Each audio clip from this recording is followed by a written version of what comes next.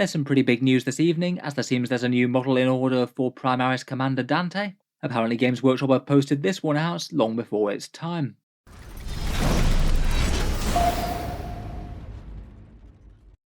Hello and welcome back to Warspets Tactics, where today we're talking about the new leaked Dante model. It looks like the Blood Angels Chapter Master is indeed getting an update. Let's talk about the leak and how it happened, a few more pictures of Dante from various different angles painted up by the person who received him, talk a little bit more about the model in question and the details on it compared with the old one, and then look at Dante's rules and how they might get updated in line with Azrael.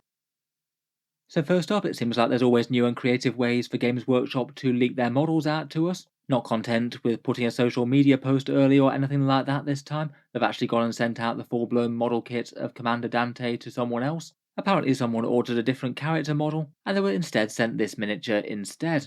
Taking a quick look around the other places that this has been reposted, I have struggled to find the original video for that one. I think it might have been taken down off the Blood Angels Facebook page, but people already screenshotted all the images, and it's gone several times around the internet already. This one definitely is a genuine leak. We've got the entire picture of the box with the miniature in it, and the physical model all painted up from multiple different angles. It really is the new and dynamic sculpt for the old man of the Blood Angels himself. Dante had been rumoured for a fair while from numerous different sources, and it does feel like it's a leak very in keeping with the recent revamp of Azrael, and he has also featured briefly in the Arcs of Omen campaign.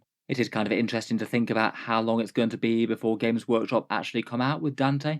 He looks like he's packaged individually here, so I'd guess that he might be coming out as an individual model release as opposed to in a big box like Azrael or Snickrot or Farside, but I guess only time will tell on that front. It could even be that he's being saved up for 10th edition and he's just got out super early. I'd guess that the full release probably isn't all that long off if they already have the model boxed in their warehouse and ready to go.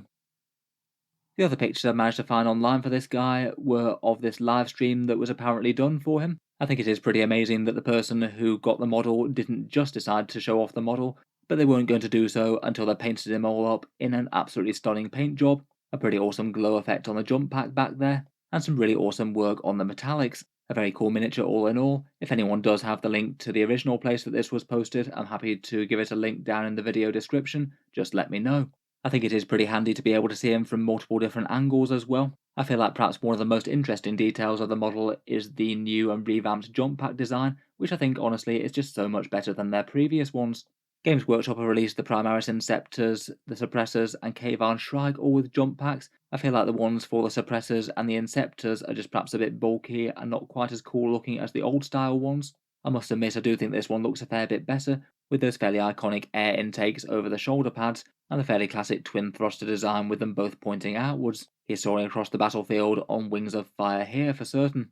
The jump pack's also very reminiscent of the one in Space Marine 2 as well. The teasers that we've got of that fit pretty perfectly with this one. Again, it is a bit of a nod that we might get jump pack Primaris with ones like this at some stage, probably in and around the release of that computer game.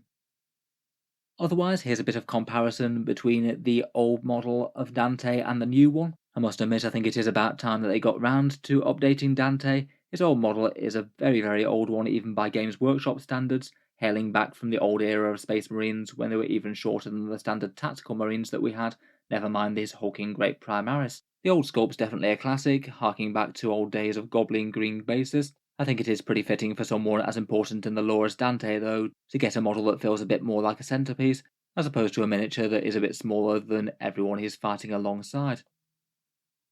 For the most part, like a fair few of the other recent Primaris resculpts, things like Azrael and the Black Templars, Games Workshop really do seem to have tried to incorporate as much of the old model in the new one, and just trying to update a few bits of bling, features, and scaling. New Dante is looking a lot more airborne, leaping off the mandatory tactical rock to increase his stature, doing a little bit of posing while he does it with his legs maybe, and looks like he's trying something with his Inferno pistol, the Axe Mortalis held aloft.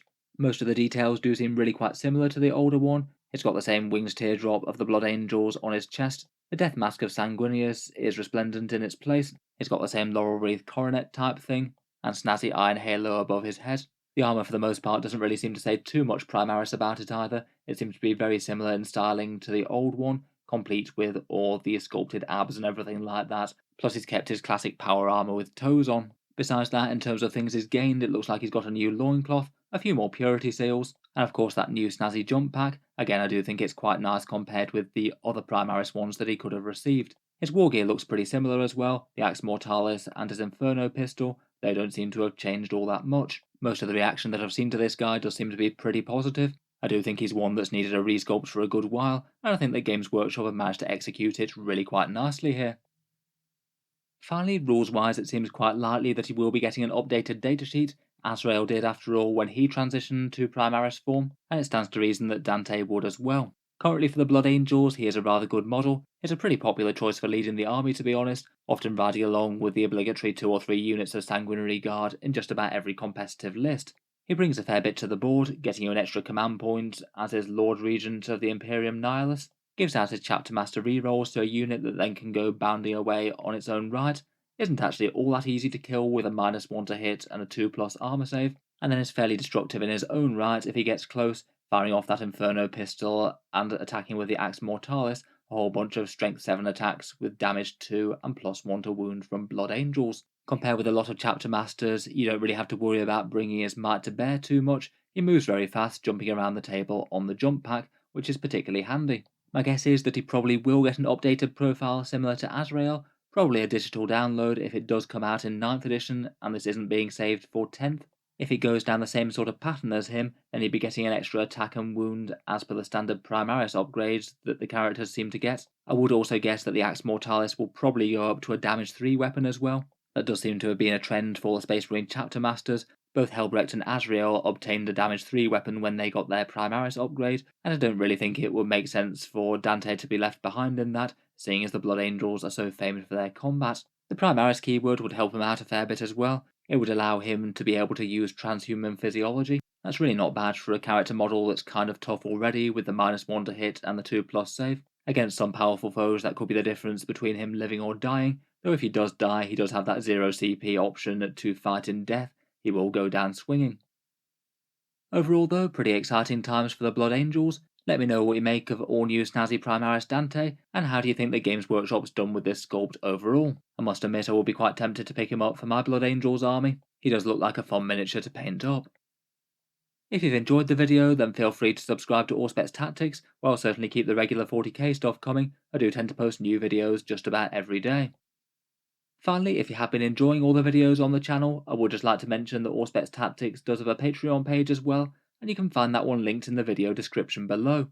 Channel patrons do get a fair few advantages, seeing certain videos early, regular votes to see what sort of things happen next on the channel, and automatic entry into the regular prize giveaways with a chance to win some really big model kits each month. If any of that sounds good to you, or you'd just like to help support, the link is down in the video description. In any case, an absolutely enormous thank you for listening, and I'll hope to see you guys next time.